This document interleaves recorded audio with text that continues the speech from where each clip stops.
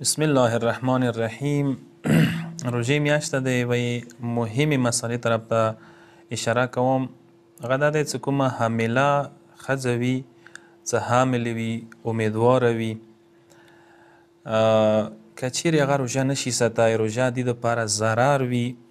یا بچي دپاره روژه ضرر وي، نقصان لري،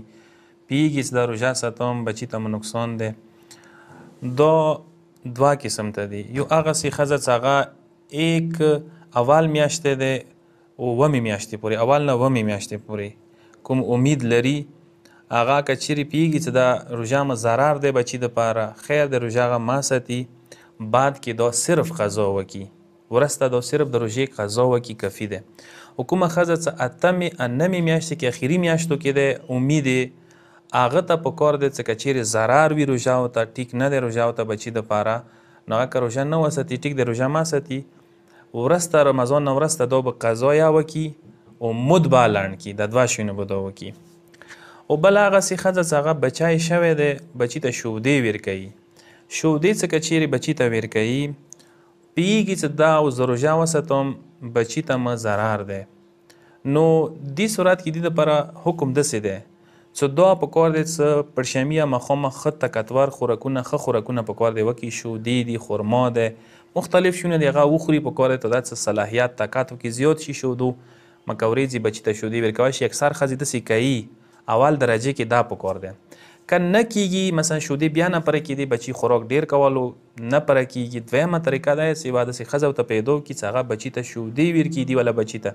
هغه نه کېږي بیا به دا ورته شودې پیدا کوي، غوا دي، میږې، وزې شودې دي یا وچې شودې دي هغه ورته ورکوي بچي ته،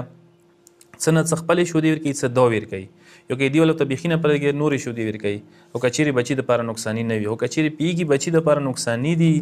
بچی نه ورسه مړېږي یا بچی ورسه خرابېږي یا الټی کوي یا بچي باندې ښې نه رسي او هلته بچي دپاره ضرر دی، اوس دا پکار دی روژه وخوري، نو خیر دی روژه دا وخوري. دې صورت کې البته دا دی چې دا به قضا کوي دغه روژو او مد به لنډوي، کوړوی به هم لنډوي. په شودو والا ښځه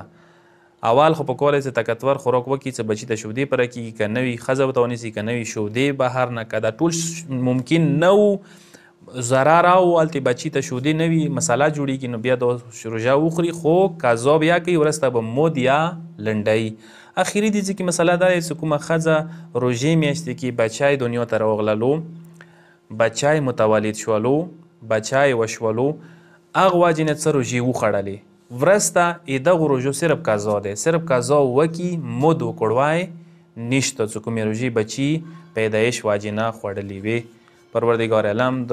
مو ټولو ته روژې میاشتې برکاتو نه بهرمند شولې توفیق نصیب کړي. والسلام علیکم ورحمة الله وبرکاته.